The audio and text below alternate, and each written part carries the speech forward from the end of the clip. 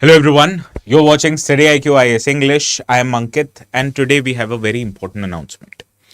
Now students, this specifically goes for students who are currently in your college or aspirants looking to clear this exam while working at the same time. Now we have something special for you and this something special is called as the December batch. Now, in the December batch, we are taking admissions for students who are looking to give their exam either in the year 2027 or in the year 2028. But this is not the only way to prepare. You need to understand there are few set of guidelines, few set of recommendations that if you follow while preparing for your exam anywhere, not just in Study IQ, the chances of you getting selected increases manifold. So with me here today is our favorite Alok Oja sir.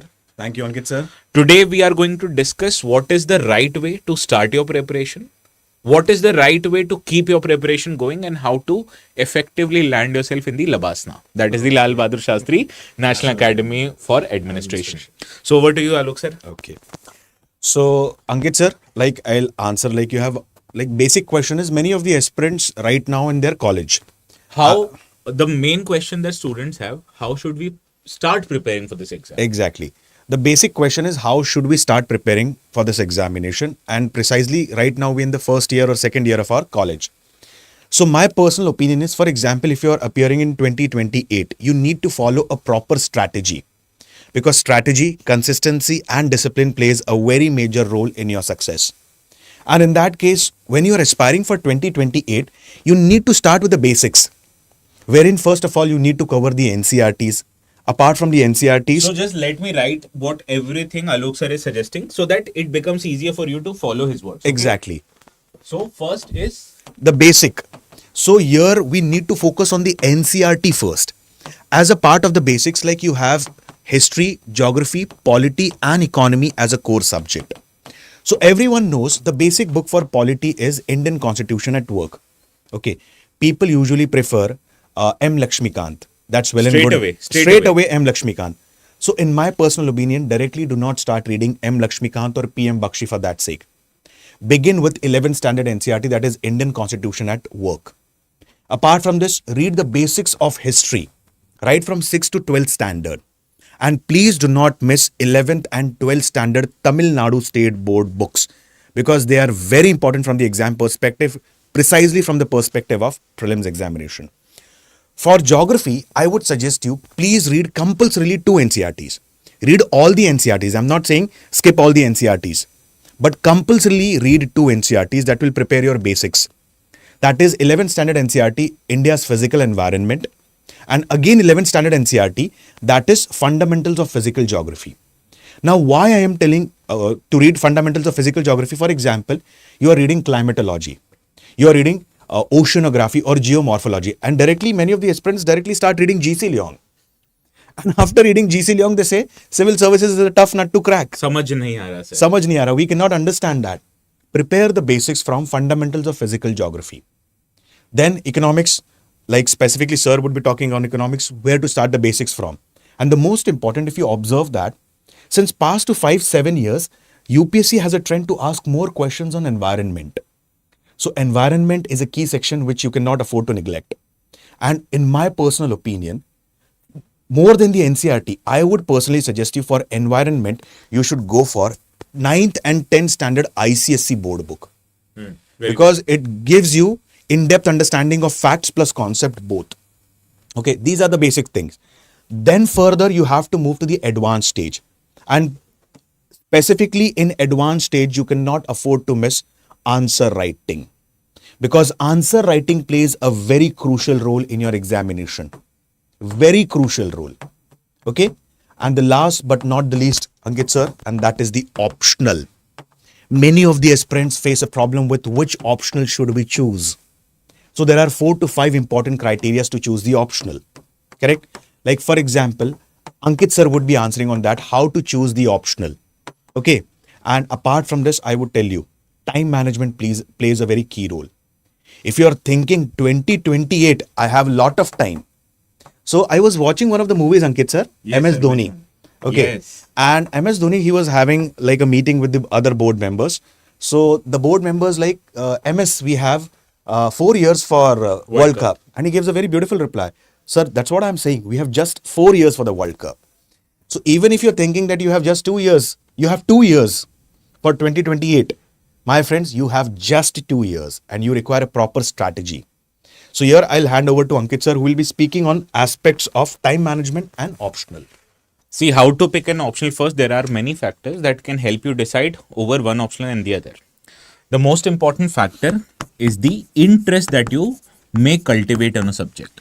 Believe me one thing, even if you pick the most scoring or the most popular of the optionals, but if you don't have the interest in the subject, you won't be able to score well in your mains examination. After interest, the second factor becomes your educational background.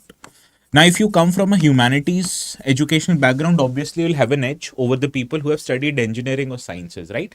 People who have studied engineering and sciences, they are not very well equipped to write beautiful answers, which you guys have. So, in that case, your education background might give you an advantage, and similar uh, is also applicable for students who have come from engineering because other people can't give that option. So, you may have an edge. The third criteria is the availability of support. It can be the material, it can be the coaching, learning, which you might get from any institute. So outside these factors, I don't think so. You should consider any factor while picking your optional. If you believe my or if you take my advice, please pick any optional in which you develop an interest. Now comes the most critical aspect of UPSC examination, that is the time management. As sir just said right now, if you might think we have to give exam in 2028, so let us take a laid back approach right now. Not at all a good decision. What you have to do, first of all, you have to develop a habit of discipline. UPSC rewards the people who have discipline, not the people who are brilliant. If you realize people in study IQ, all of them are brilliant. But why most of the people who weren't selected in UPSC exam, it was not because of their lack of intellect. It was because they were not disciplined enough. Now, one sure short way to get discipline is to subscribe to any course. I'm not just saying take a study IQ course. Yes, we do have brilliant courses, but there are other optional as well. But what I can guarantee about a course in study IQ is that we are not just going to help you with inculcating discipline, but we also will provide you classes for each and every important subject that comes with the UPSC exam.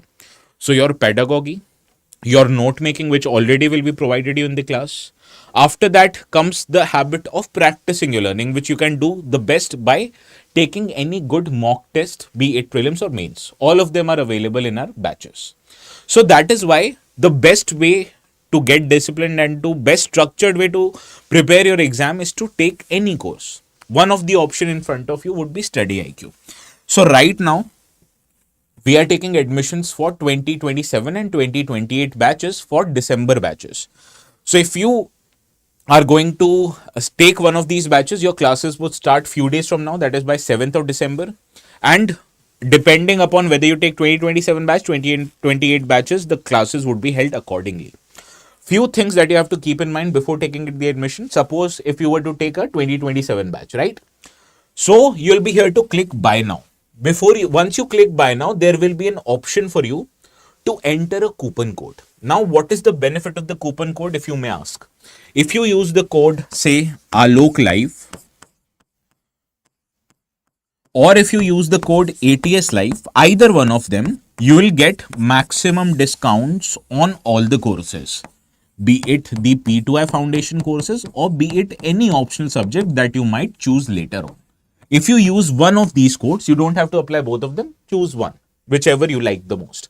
You'll get discounts up to 7,000 rupees. Now just imagine the fact what you all can do by saving 7,000 rupees. You can buy anything you want. 7,000 is a lot of money. So the best way to help you save yours or your parents' hard-earned money is to apply the code and take admission. Please remember, don't be complacent, don't be lethargic in thinking that we have to give exams 1.5 years later or 2.5 years later. Time is of very critical essence. So hurry up. If you need any help, there is a number 9270431070. You can call on that number, give them our references, either Alok sir's or mine, and they will help you out in any of the difficulties that you might face. So this is all for today from Alok sir and my side. We'll happily see each other again in foundation classes, and any case, all the best for your exams for 2027 and 28.